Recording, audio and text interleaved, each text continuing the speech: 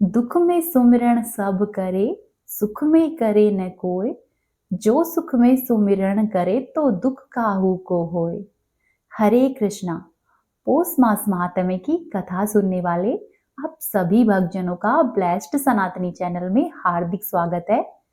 आज आप सुनेंगे पौष मास महात्म्य का 20वां अध्याय। महात्म्य कथा शुरू करने से पहले आप सुनिए एक बड़ी ही सुंदर सी कथा।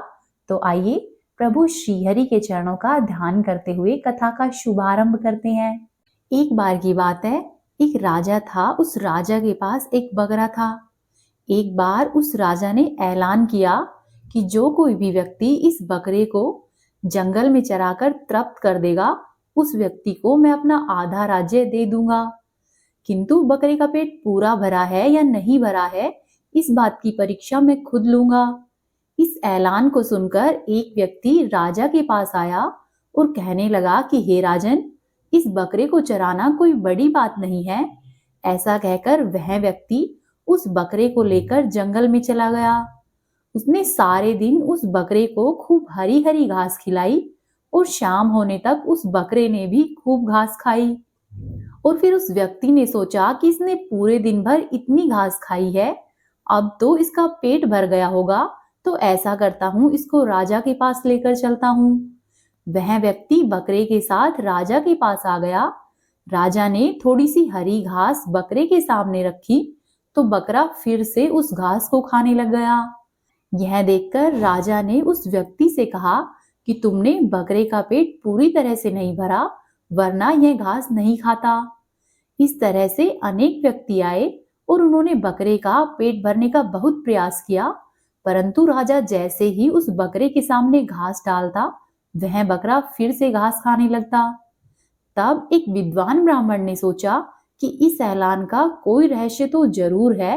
यह बकरा ऐसे तृप्त नहीं होगा, अवश्य ही इसके लिए कोई युक्ति लगानी पड़ेगी।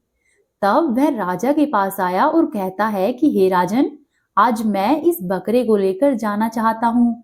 तब राजा ने कहा कि ठीक है, आज बकरे को तुम चराने लेकर जाओ। ऐसा कहकर वह व्यक्ति बकरे को जंगल में घास चराने ले गया। अब जब भी वह बकरा घास खाने लगता तो वह उसे लकड़ी से मारता। दिन भर में ऐसा कई बार हुआ। अंत में बकरे ने सोचा कि यदि मैं घास खाने का प्रयत्न करूंगा तो मुझे मार खानी पड़ेगी। इसी तरह से पूरा दिन बीत गया।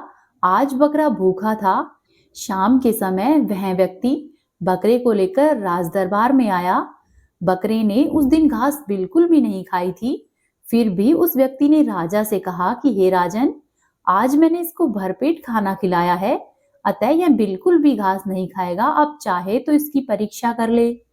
राजा ने उसके आगे हरी घास डलवाई, लेकिन उस बकरे ने उस दिन घास को खाना तो दूर, घास की तरफ देखा भी नहीं। बकरे के मन में यह बात बैठ गई कि अगर मैं घास खाऊंगा तो मार पड़ेगी, इसीलिए उसने घास नहीं खाई।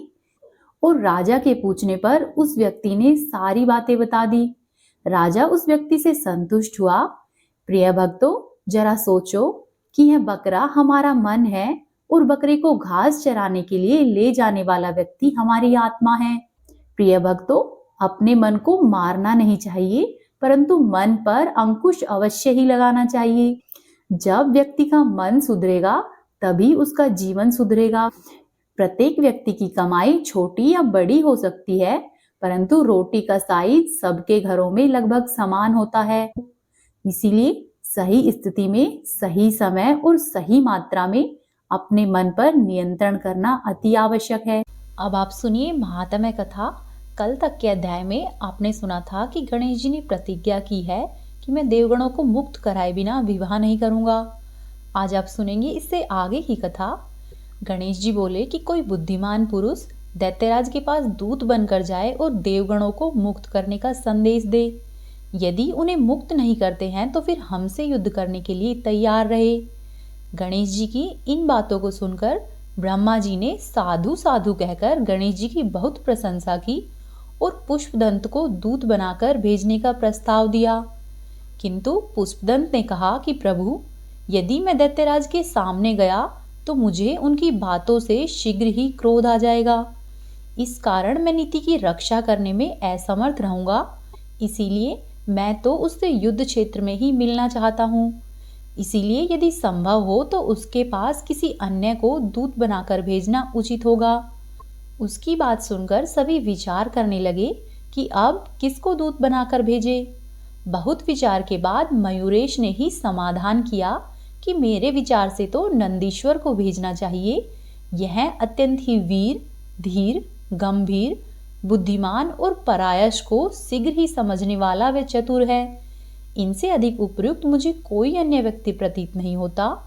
शिवजी ने भी इस बात से सहमति प्रकट की। शिवजी बोले कि पुत्र, तुम्हारा चुनाव ठीक है। नंदी को विविध प्रकार के रत्न आभूषण दो।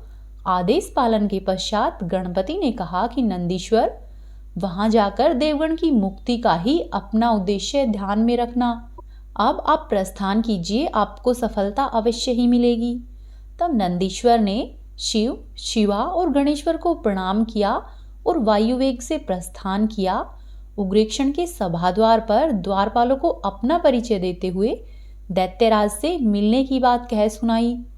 द्वारपालों ने जाकर सूचना दी तो उसने उन्हें बुला लाने की आज्ञा दे दी। तब नंदीश्वर ने उस विशाल, भव्य एवं सुसज्जित सभा में प्रवेश किया। दैत्यों ने सूर्य के समान दीप्तिमान एवं सुदृढ़ काया वाले नंदीश्वर को देखा तो देखते ही कुछ भयभीत से हो गए। सभा में नीरवता छा गई। दैत्यराज का संकेत मिलने पर नंदीश्वर उसे अभिवादन करके आसन पर बैठ गए।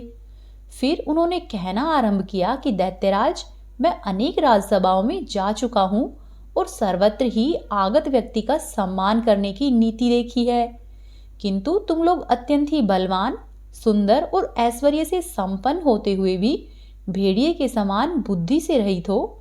इसीलिए किसी बुद्धिमान मनुष्य का आदर सत्कार करना भी नहीं जानते हो। दैत्यराज, यह केवल राजा का ही धर्म नहीं होता, अपितु अमात्य वर्ग और प्रजा वर्ग का भी है।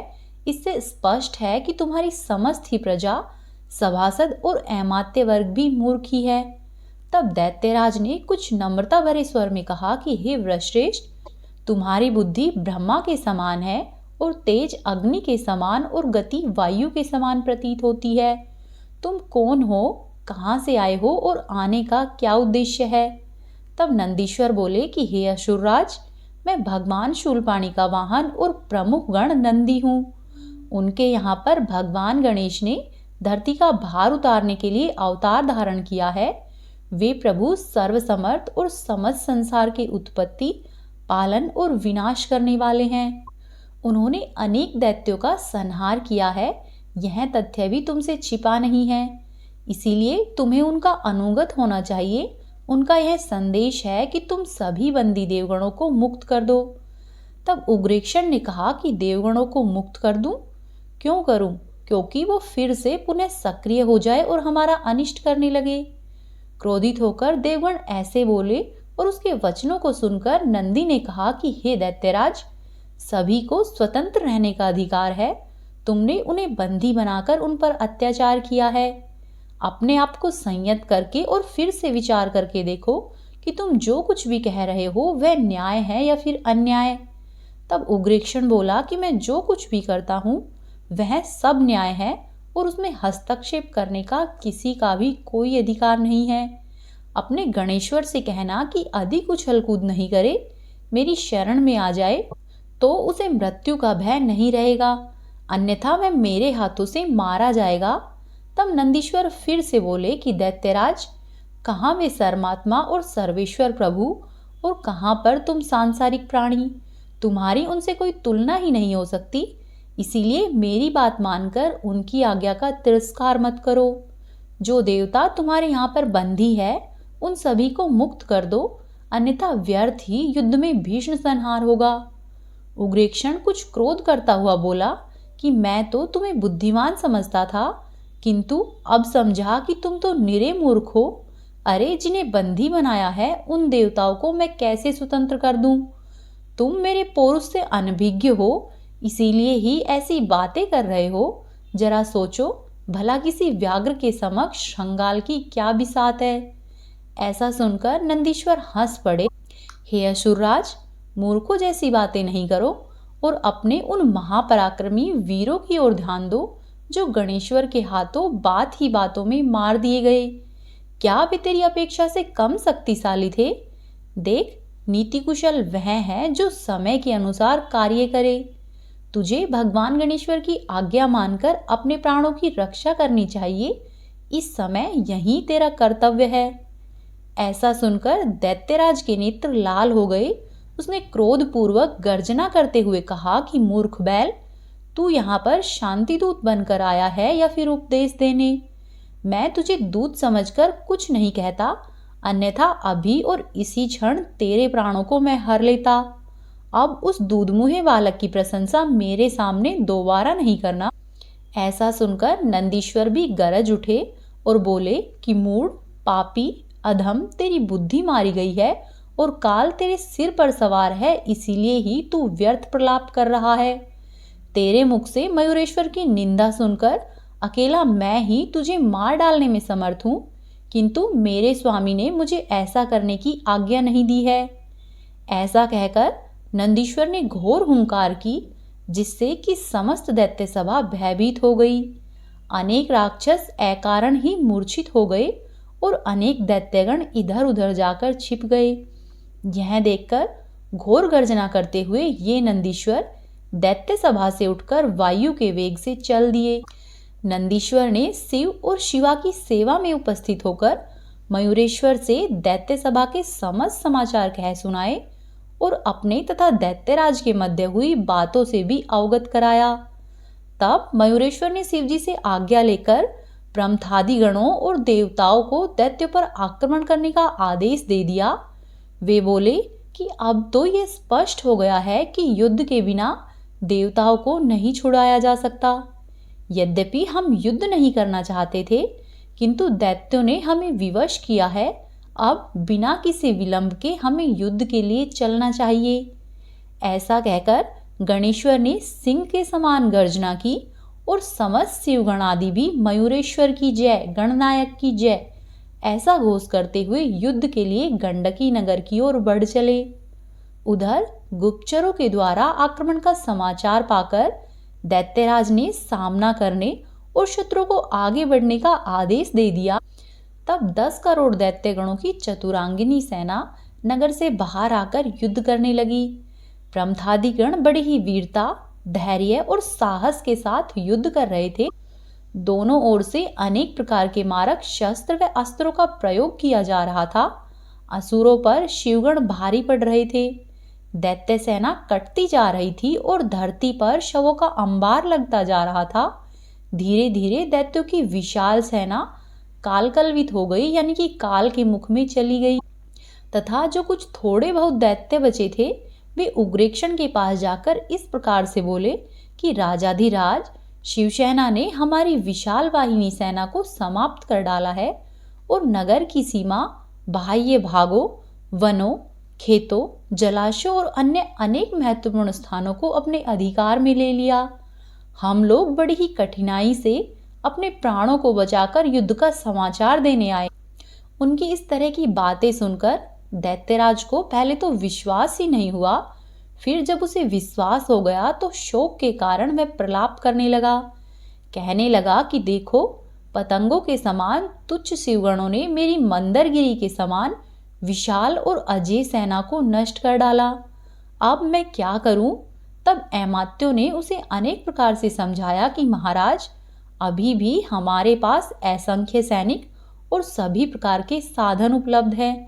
आप आज्ञा दीजिए जिससे कि रण क्षेत्र में पुनः सेना भेजी जा सके और वे तुच्छ शिवगण अवश्य ही पराजित होंगे। उग्रेक्षण ने कुछ प्रसन्नता व्यक्त करते हुए कहा कि अच्छा, इस बार पहले से भी अधिक पराक्रमी वीरों की सेना भेजी जाए, उसकी संख्या भी पहले से अधिक रहे। मैं स्वयं भी रण क्षेत्र में पहुंचता हूं।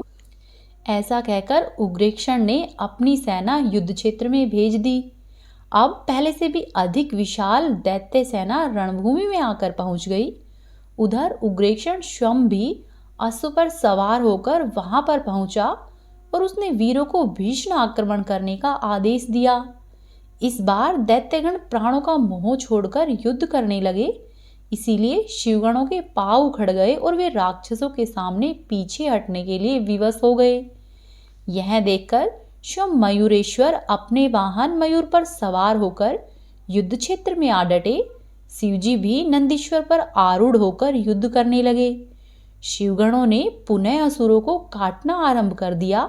नंदीश्वर ने उग्रेक्षण पर मुख से प्रहार किया तथा उसके घोड़े को मार डाला, उसका छत्र तोड़ दिया।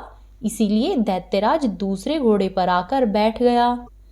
तभी उसके अमात्य कौस्तुभ और मैत्र नामक 2 दैत्यों ने उसे विश्वास दिलाया कि हे असुरराज, शत्रु को नष्ट किए बिना हम आपको अपना मुख नहीं दिखावेंगे।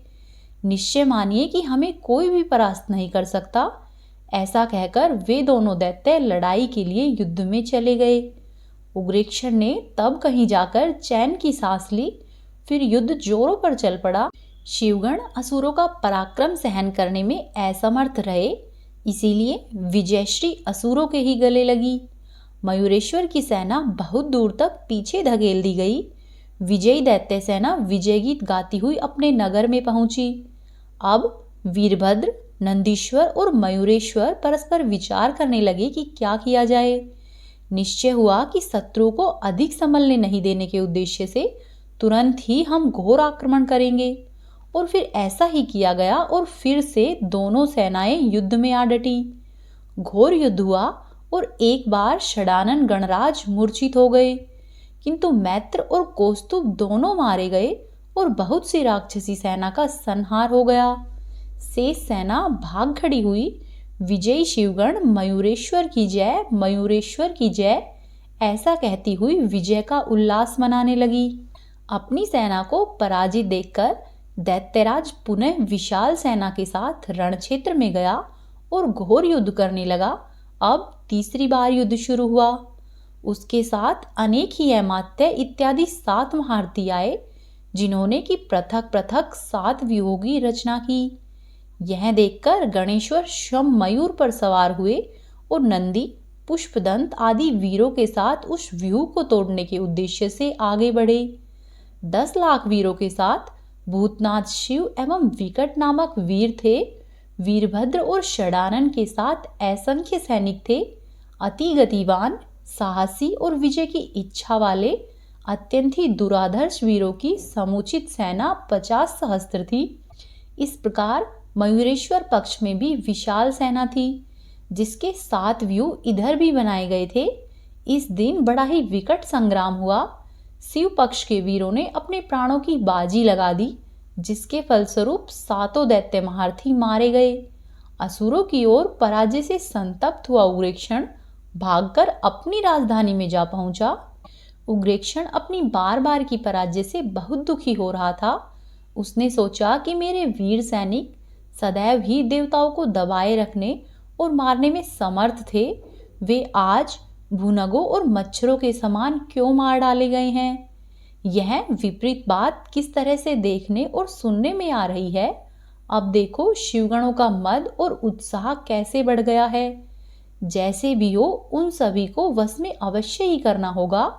ऐसा सोचकर दैत्यराज ने अमात्यों से परामर्श लिया तो उन्होंने उसे धीरज रखने की बात कहकर आश्वस्त किया और पुनः विशाल सेना के साथ युद्ध क्षेत्र में जाने का प्रोत्साहन देते हुए कहा कि हे राजाधिराज, आप चिंतित नहीं हो। जब तक श्वास है तब तक आस है। इस सिद्धांत को ध्यान में रखते हुए कार्य करो, आपकी विजय अवश्य ही होगी। उग्रेक्षण ने इस बार और भी अधिक तैयारी की और फिर से विशाल सेना के सहित युद्ध क्षेत्र में जाकर पहुंच गया। उसने जाते ही तीक्ष्ण बाणों की वर्षा आरंभ की और कुछ ही देर में अधिकांश शिवगणों को पराजित कर दिया। वे अत्यंत ही व्याकुल होकर इधर उधर भाग निकले। इस प्रकार शिवसेना का अपकर्ष दिखाई देने लगा। अब यह घोड़े से नीचे उतर आया तथा भयंकर बाणों की वर्षा करने लगा। उसने वीरभद्र को पांव पकड़कर उठाया और चारों ओर घुमाकर धरती पर दे मारा, जिससे कि वीरभद्र बुरी तरह से आहत होकर पीड़ित हो गया।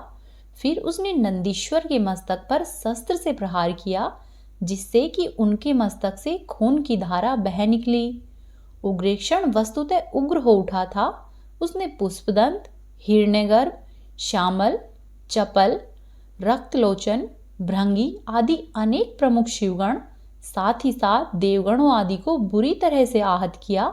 वे सभी रणविमुख हो गए। केवल मुनि कुमारों के साथ गणेश्वर ही युद्ध कर रहे थे। तब दैत्यराज ने सोचा कि समस्त विग्रह की जड़ यह बालक ही है। इसका वध होते ही शिवादि गण स्वयं पराजित हो जाएंगे, फिर कोई भी युद्ध करने का साहस नहीं करेगा। इसीलिए सर्वप्रथम इसी को समाप्त करना चाहिए। ऐसा विचार करके उग्रेक्षण विनायक की ओर क्रोधपूर्वक बढ़ा।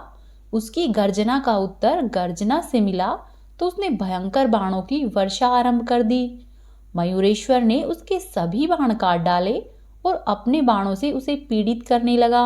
दैत्यराज ने भगवान भास्कर का स्मरण किया और सूर्य प्रदत्त दिव्यास्त्र को धनुष पर चढ़ाकर मयूरेश्वर पर छोड़ दिया। किंतु गणेश्वर के परशु प्रहार से उसके हजारों टुकड़े हो गए।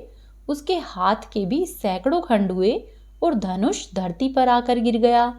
अब उसने चक्र चलाया, वह भी गणेश्वर के द्वारा प्रक्षेपित शूल से टकराकर दैत्यराज के ही मस्तक पर वापस आकर गिर गया, इससे कि उसके कानों के सहित उसके कुंडल अलग हो गए। फिर वह शूल उसके कान, कुंडल और मुकुट के सहित गणेश्वर जी के पास वापस लौट आया। उग्रेक्षण को शूल के इस प्रभाव पर बड़ा ही आश्चर्य हुआ और भयभीत व आशंकित होते हुए उसने भी क्रोध प्रदर्शित किया। वह बोला कि मूर्ख, तू इस सामान्य कार्य को दुस्तर समझता है। तूने मेरे कान काटे हैं तो मैं तेरी नाक उड़ा देता हूँ। ले देख मेरा पराक्रम। ऐसा कहकर उसने खड्ग को ताना और मयूरेश पर झपटा। किंतु अब उसे सर्वत्र मयूरेश ही मयूरेश दिखाई देने लगे। सब ओर से असंख्य मयूरेश अट्टहास कर रहे थे। ऐसा देखकर उस दैत्यराज का साहस टूट गया और पलायन करने के विचार से वह अपने दुर्ग में वापस लौट आया। किंतु उसे सब ओर से बहुत से मयूरेश अट्टहास करते दिखाई दिए। उसका साहस टूट गया और पलायन के विचार से उसने अपने दुर्ग में लौटने का विचार किया। किंतु उस ओर भी बहुत से मयूरेश अट्टहास करते हुए प्रतीत हुए। भय के कारण उसने अपने नेत्र बंद कर लिए तो उसके हृदय में भी मयूरेश ही दिखाई दिए। फिर वह युद्ध का क्षेत्र छोड़कर भाग निकला और घर जाकर चुपचाप मुंह ढककर लेट गया। यह देखकर उसकी महासुंदरी पत्नी दुर्गा ने कोमल वाणी में पूछा कि प्राणनाथ, आज आप ऐसे चिंतित और मलिन मुख क्यों हो रहे हैं? यदि इसका कुछ कारण है तो मुझे बताओ। संभव है कि मुझे ही कुछ युक्ति सूझ जाए जिससे कि मैं आपकी सहायता कर पाऊं। तब दैत्यराज ने अपनी पत्नी से बताया कि प्रिय, आज मुझे युद्ध क्षेत्र से भागना पड़ा है। यद्यपि मैंने 7 करोड़ देवगण और शिवगण को धराशाही कर दिया, तो भी शंकर के पुत्र ने, जो कि अभी बालक ही है, अपने शूल से मेरे दोनों कान काट डाले। समझ ही नहीं आता कि उसे मारने के लिए मैं क्या उपाय करूं। तब उसकी पत्नी ने विनयपूर्वक कहा कि स्वामी, यदि आप अपराध क्षमा करें तो मैं कुछ निवेदन करूं। कहीं आप रुष्ट नहीं हो जाए, इस भय से यथार्थ बात कहने में मुझे कुछ संकोच हो रहा है। दैत्यराज के आग्रह पर उसकी पत्नी ने फिर से कहना आरंभ किया कि हे नाथ, देवता, ब्राह्मण और गाय से द्वेष करने पर न तो स्थायी सुख मिलता है और न ही कल्याण होता है। संसार में भी निंदा ही होती है। यद्यपि कोई सामने नहीं कहता, पर पीठ पीछे सभी कहते हैं।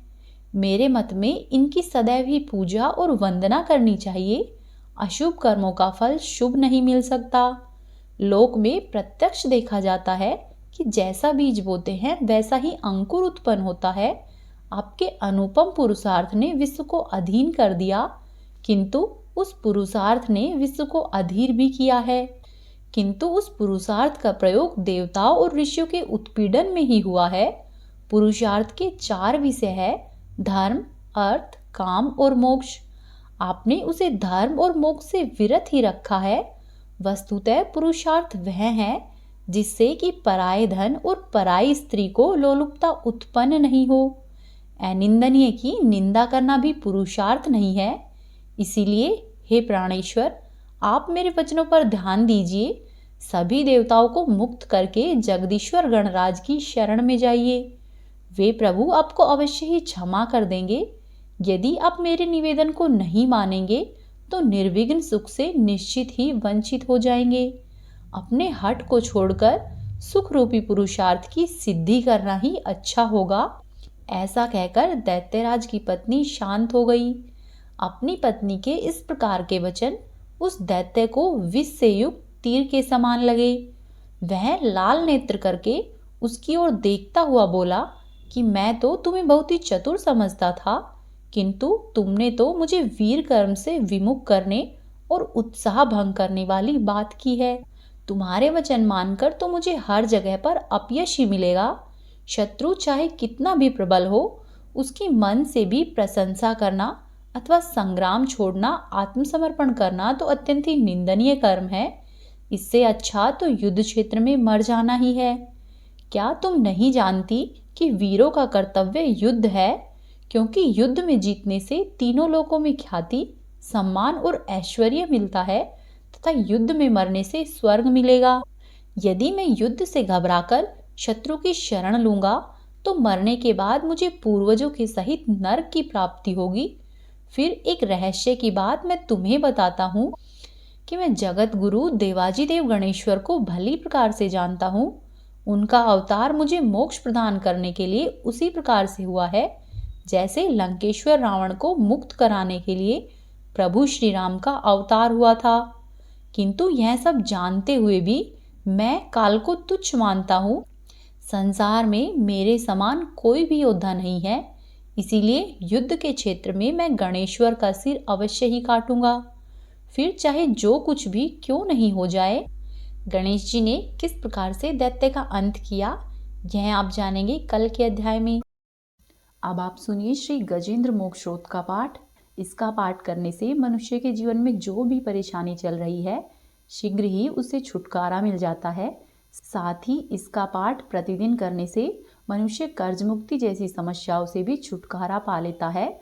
गजेंद्र स्रोत में हाथी और मगरमच्छ के साथ हुए एक युद्ध का वर्णन मिलता है। मगरमच्छ गजेंद्र को तालाब के अंदर खींच लेता है और उसके पैर को पकड़ लेता है। तब वह गजेंद्र भगवान श्री हरि विष्णु से अपनी मुक्ति के लिए प्रार्थना करता है। भगवान श्री हरि विष्णु उसकी स्तुति सुनकर प्रसन्न होते हैं और उसे मुक्त कराते हैं। जो भी मनुष्य प्रेम पूर्वक इसका पाठ करता है, स्वयं श्री हरि विष्णु उसकी दशों दिशाओं से रक्षा करते हैं। श्री सुखदेव जी ने कहा कि अपनी बुद्धि के अनुसार अपने मन को नियंत्रित करके हृदय को स्थिर करके वह गजेंद्र अपने पिछले जन्म में याद किए गए सर्वोच्च और बार बार जाप किए जाने वाले स्रोत का जाप करने लगा। गजेंद्र ने मन ही मन श्रीहरि का स्मरण करते हुए कहा कि जिनके मात्र प्रवेश करने से ही शरीर और मस्तिष्क चेतन की तरह व्यवहार करने लगता है, ओम द्वारा लक्षित और पूरे शरीर में प्रकृति और पुरुष के रूप में प्रवेश करने वाले उस सर्वशक्तिमान देवता को मैं मन ही मन नमस्कार करता हूँ। वो जिनके सहारे संपूर्ण संसार टिका हुआ है, जिनसे ये संपूर्ण संसार अवतीर्ण हुआ है, जिन्होंने इस प्रकृति की रचना की है, जो खुद उसी रूप में प्रकट है, लेकिन इसके बावजूद भी वो इस प्रकृति से सर्वोपरि और सर्वश्रेष्ठ है। ऐसे अपने आप और बिना किसी कारण के भगवान की मैं शरण लेता हूँ। अपनी संकल्प शक्ति के बल पर अपने ही स्वरूप में रचित और सृष्टि काल में प्रकट व प्रलय काल में अप्रकट रहने वाले और इस शास्त्र प्रसिद्धि प्राप्त कार्य कारण रूपी संसार को, जो बिना कुंठित दृष्टि के साक्ष्य रूप में देखते रहने पर भी उसमें लिप्त नहीं होते हैं, चक्षु आदि प्रकाशकों के भी परम प्रकाशक प्रभु है, उन प्रभु को मैं नमस्कार करता हूँ। बीतते समय के साथ तीनों लोकों और ब्रह्मादि लोकपालों के पंचभूत में प्रवेश कर जाने पर और पंचभूतों से लेकर महत्वपूर्ण सभी कारणों के उनकी परम करुणा स्वरूपा प्रकृति में मगन हो जाने पर उस समय दुर्जय और घोर अंडाकार रूपेण प्रकृति ही बच रही थी। उस अंधकार से परे अपने परम धाम में जो भी सर्वव्यापी भगवान सभी दिशाओं में अपने ही तेज से प्रकाशित है, वे ईश्वर मेरी रक्षा करे।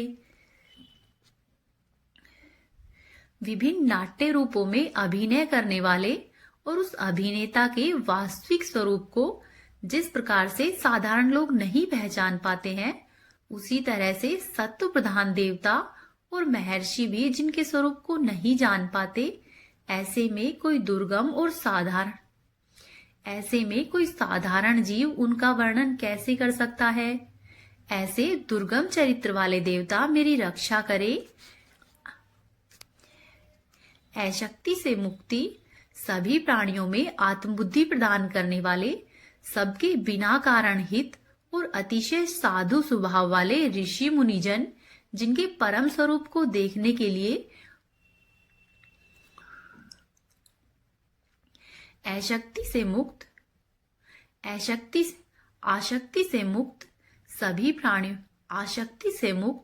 सभी प्राणियों में आत्मबुद्धि प्रदान करने वाले, सबके बिना कारण ही हित करने वाले, अतिशय साधु स्वभाव के ऋषि मुनिजन, जिनके परम स्वरूप को देखने के लिए वन में खड़े रहकर अखंड ब्रह्मचर्य और तमाम ही अलौकिक व्रतों का पालन करते हैं, ऐसे प्रभु मुझे सद्गति प्रदान करे। वो जिनका हमारी भांति न तो जन्म होता है और न ही जिनमें अहंकार है, जिनके निर्गुण रूप का ना तो कोई नाम है और ना ही कोई रूप है। इसके बावजूद भी वो समय के साथ इस संसार की सृष्टि और प्रलय के लिए अपनी इच्छा से जन्म स्वीकार करते हैं। ऐसे प्रभु को मेरा बारंबार प्रणाम है। वो प्रभु मेरी रक्षा करे। उस अनंत शक्ति वाले परब्रह्म परमेश्वर को मेरा नमस्कार है। उस प्राकृत, आकार रहित और अनेक रूप वाले अद्भुत भगवान को मेरा नमस्कार है। स्वयं प्रकाश और सभी साक्ष्य परमेश्वर को मेरा सत सत नमन है। वैसे देव जो मन, वाणी और चित्तवृत्तियों से भी परे है, उन्हें मेरा नमस्कार है। विवेक से परिपूर्ण पुरुष के द्वारा सभी सत्व गुणों से पूर्ण, निवृत्त धर्म के आचरण से मिलने योग्य, मोक्ष सुख की अनुभूति रूपी प्रभु है, उनको मेरा नमन है। अपने सभी गुणों को स्वीकार कर, शांत रजोगुण को स्वीकार करके अत्यंत और तमोगुण को अपनाकर मूढ़ से जाने जाने वाले, बिना भेद के और हमेशा ही सद्भाव से पूर्ण ज्ञान धनी प्रभु, आपको मेरा नमस्कार है। शरीर के इंद्रिय आदि के समुदाय रूप और सभी पिंडों के ज्ञाता, सब के स्वामी और साक्षी स्वरूप देव, आपको मेरा नमस्कार है। सभी के अंतर्यामी, प्रकृति के परम कारण, लेकिन खुद बिना कारण के भी जो प्रभु है, उनको मेरा नमस्कार है। सभी इंद्रियों और उनके विषयों को जानकर सभी प्रतीतियों के कारण रूप, संपूर्ण जड़ प्रपंच और सबकी मूलभूता अविद्या के द्वारा जो सूचित होते हैं और सभी विषयों में अविद्या रूप से भासने वाले देव को मेरा प्रणाम है। सबके कारण, लेकिन खुद बिना कारण के होने पर भी बिना किसी परिणाम होने की वजह से अन्य कारणों से विलक्षण कारण, आपको मेरा बारंबार प्रणाम है। सभी वेदों और शास्त्रों के परम तात्पर्य, मोक्ष रूपी और श्रेष्ठ पुरुषों की परम गति देवता, आपको मेरा नमस्कार है। वो जो त्रिगुण रूपों में छिपी हुई ज्ञान रूपी अग्नि है, उन गुणों में हलचल होने पर जिनके मन और मस्तिष्क में संसार को रचने की प्रकृति उत्पन्न हो उठती है और आत्मा तत्व की भावना के द्वारा विधि निषेध रूपी शास्त्र से भी ऊपर उठे हुए महात्मा और महाज्ञानियों में जो खुद ही प्रकाशित हो रहे हैं, ऐसे ईश्वर को मेरा नमन है। मेरे जैसे शरणागत और पशु के समान जीवों की अविद्या रूप फांसी को हमेशा के लिए ही पूर्ण रूप से काट देने वाले, परम दयालु और दया दिखाने में कभी भी आलस्य नहीं करने वाले, नित्य ही मुक्ति प्रदान करने वाले प्रभु को मेरा नमन है। अपने अंश से सभी जीवों के मन में अंतर्यामी रूप से विद्यमान रहने वाले सर्वनियंता अनंत परमात्मा, आपको मेरा प्रणाम है। शरीर, पुत्र, मित्र, घर और संपत्ति सहित कुटुंबियों में अशक्त लोगों के द्वारा कठिनाई से मिलने वाले और मुक्त पुरुषों के द्वारा अपने हृदय में निरंतर ही चिंतित और ज्ञान स्वरूप जो सर्वसमर्थ ईश्वर है, उनको मेरा नमस्कार है। वो जिन्हें धर्म, अभिलाषित भोग, धन और मोक्ष की कामना से मनन करने वाले लोग अपनी मनचाही इच्छा पूर्ण कर लेते हैं, अपितु उन्हें विभिन्न प्रकार के अयाचित भोग और अविनाशी पार्षद शरीर भी देते हैं। वैसे अत्यंत ही दयालु प्रभु मुझे इस विपदा से हमेशा के लिए बाहर निकाले। वो जिनके एक से अधिक भक्त, जो मुख्य रूप से एकमात्र उसी भगवान की शरण में है, धर्म अर्थ आदि किसी भी पदार्थ की लालसा नहीं रखते, जो केवल उन्हीं के परम मंगलमय एवं अत्यंत ही विलक्षण चरित्र के गुणों का गान करते हुए आनंद रूपी समुद्र में गोते लगाते रहते हैं, उस अविनाशी, सर्वव्यापी, सर्वमान्य और ब्रह्मादि के भी नियामक है, अभक्तों के लिए भी प्रकट होने पर भक्ति योग द्वारा प्राप्त होते हैं, अत्यंत ही निकट होने पर भी माया के आवरण के कारण दूर जान पड़ते हैं, इंद्रियों के द्वारा अगम्य और अत्यंत ही दुर्वेग्य है, अंतरहित लेकिन सभी के आदि कारक और सभी तरफ से परिपूर्ण है, उस भगवान की मैं स्तुति करता हूँ। ब्रह्मा सहित सभी देवता, चारों वेद और समस्त चर व अचर जीव नाम और आकृति भेद से जिनके अत्यंत ही क्षुद्र अंशों से रचित है, जिस तरह से जल रही अग्नि की लपटें और सूरज की किरणें हर बार निकलती है और फिर अपने ही कारण में लीन हो जाती है, उसी भांति बुद्धि, मस्तिष्क, इंद्रिया और अनेक प्रकार की योनियों के शरीर, ये सभी गुणों को प्राप्त शरीर जिस स्वयं प्रकाश परमात्मा में अवतीर्ण होता है और फिर उन्हीं में लीन हो जाता है, वो भगवान जो न तो देवता है, न ही असुर, न ही मनुष्य और ना ही मनुष्य से नीचे किसी अन्य योनि के प्राणी है, वो ना ही स्त्री है, ना ही पुरुष है और ना ही नपुंसक है, और ना ही वो ऐसे जीव है जिनका इन तीनों ही श्रेणियों में समावेश हो। वो ना तो गुण है और ना ही कर्म है, वो ना ही कार्य है और ना ही कारण है। इन सभी योनियों का निषेध होने पर जो भी बचता है वही उनका असली रूप है। ऐसे प्रभु मेरा उद्धार करे। मैं अब इस मगरमच्छ के चंगुल से मुक्त होने के बाद जीवित नहीं रहना चाहता। इसकी वजह ये है कि मैं सभी तरफ से अज्ञानता से ढके हुए इस हाथी के शरीर का क्या करूं? मैं आत्मा के प्रकाश को ढक देने वाले अज्ञानता से युक्त इस हाथी के शरीर से मुक्त होना चाहता हूँ, जिसका कालक्रम से अपने आप ही नाश नहीं होता, बल्कि ईश्वर की दया और ज्ञान से उदय होता है। इस तरह मोक्ष के लिए लालायित संसार के रचिता स्वयं संसार के रूप में प्रकट, लेकिन संसार से परे, संसार से एक खिलौने की भांति खेलने वाले, संसार में आत्मरूप से व्याप्त, अजन्मा, सर्वव्यापी एवं प्राप्त वस्तुओं में भी सर्वश्रेष्ठ श्री हरि को मैं केवल नमन करता हूँ और स्वयं उनकी शरण में जाता हूँ। वो जिन्होंने भगवती शक्ति रूपी योग के द्वारा कर्मों को जला डाला है। समस्त योगी ऋषि अपने योग के द्वारा अपने शुद्ध हृदय में जिसे प्रकट देखते हैं, उन योगेश्वर भगवान को मेरा नमन है। वो जिनके गुण, शक्तियों का राग, रूप और वेग असहनीय है और जो सभी इंद्रियों के विषय रूप में महसूस हो रहे हैं, तथापि वो जिनकी इंद्रियां समस्त विषयों में ही रची बसी रहती है, ऐसे लोगों को जिनका मार्ग मिलना संभव नहीं है, वैसे शरणागत एवं अपार शक्तिशाली भगवान आपको मेरा बारंबार नमन है। वो जिनकी अविद्या नाम की शक्ति के कार्य रूप से ढके हुए अपने ही रूप को जीव समझ नहीं पाता है, ऐसे अपार महिमा वाले प्रभु की मैं शरण लेता हूँ। आगे श्री सुखदेव जी कहते हैं कि वो जिसने पूर्ण प्रकार से भगवान के भेद रहित सभी निराकार स्वरूप का वर्णन किया था, उस गजराज के करीब जब ब्रह्मा और साथ ही अन्य कोई भी देवतागण नहीं आए, तब अपने विभिन्न प्रकार के विशेष विग्रह को अपना ही रूप मानते हैं। ऐसे में साक्षात श्री विष्णु जी, जो कि सभी की आत्मा होने के कारण सभी देवताओं के ही रूप है, वो वहां पर प्रकट हुए और उस गजराज को इस प्रकार से दुखी देखकर उसके द्वारा पढ़ी गई स्तुति को सुनकर सुदर्शन चक्रधारी जगदीश्वर प्रभु इच्छा के अनुसार तीव्र वेग वाले गरुड़ की पीठ पर सवार होकर सभी देवों के साथ उस स्थान पर पहुंचे जहां पर वह गज था। सरोवर के अंदर महाबलशाली ग्राह्य द्वारा जकड़े और दुखी उस गजराज ने आसमान में गरुड़ की पीठ पर बैठे हुए और हाथों में चक्र लिए हुए भगवान विष्णु को अपनी सूंड में पहले से ही उनकी पूजा के लिए रखे हुए कमल को श्रीहरि पर बरसाते हुए कहा कि सर्व पूज्य भगवान श्रीहरि आपको मेरा प्रणाम है। सर्व पूज्य भगवान श्रीहरि आपको मेरा नमस्कार है। फिर पीड़ित गज को देखकर श्रीहरि भगवान विष्णु गरुड़ से नीचे उतरकर सरोवर में आए और बेहद ही दयालु होकर उस ग्राह्य के सहित गज को भी तुरंत ही सरोवर से बाहर निकाल लिया।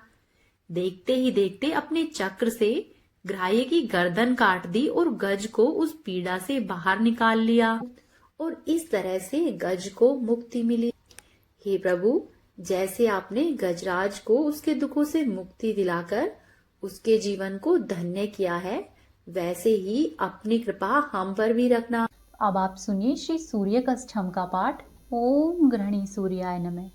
आदिदेव नमस्तुभ्यं प्रसिद्धं मम भास्करं दिवाकर नमस्तुभ्यं प्रभाकर नमोस्तुते सप्ताश्वरथमारूढं प्रचण्डं कश्यपात्मजं श्वेतपद्मधरं देवं तं सूर्यं प्रणमाम्यहं लोहितं रथमारूढं सर्वलोकपितामहं महापापहरं देवं तं सूर्यं प्रणमाम्यहं त्रिगुण्यं च महाशूरं ब्रह्मा विष्णुमहेश्वरं महापापहरं देवं तं सूर्यं प्रणमाम्यहं ब्रहितं तेजपुञ्जं च वायुमाकाशमेव च प्रभुं च सर्वलोकानां